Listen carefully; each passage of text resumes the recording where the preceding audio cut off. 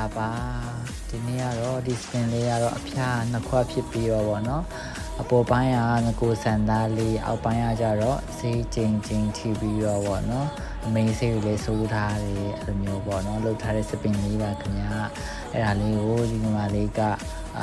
အပေါ်ပိုင်းကိုလည်းတက်ရက်ကလေးနဲ့ရောကလေးဖြစ်သွားအောင်လို့ collagen treatment လေးလုပ်သွားမယ်ဆိုပြီးတော့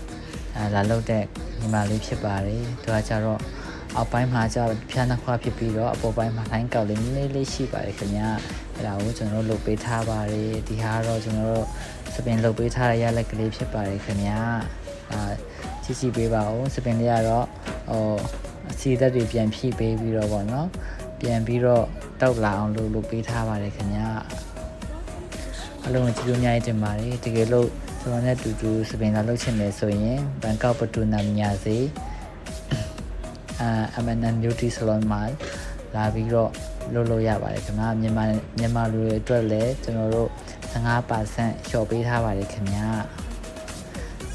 တကယ်လို့ booking တင်ချင်တယ်ဆိုရင်ကျွန်တော် CV မှာဖြစ် profile မှာတင်ပေးထားတဲ့ဖုန်းနံပါတ်မှာဖြစ် WhatsApp မှာဖြစ်ကျွန်တော်ကိုလာပြီးတော့စာပို့ပြီးတော့ပြောလို့ရပါတယ်ခင်ဗျာအားလုံးကိုကျေးဇူးများတင်ပါတယ်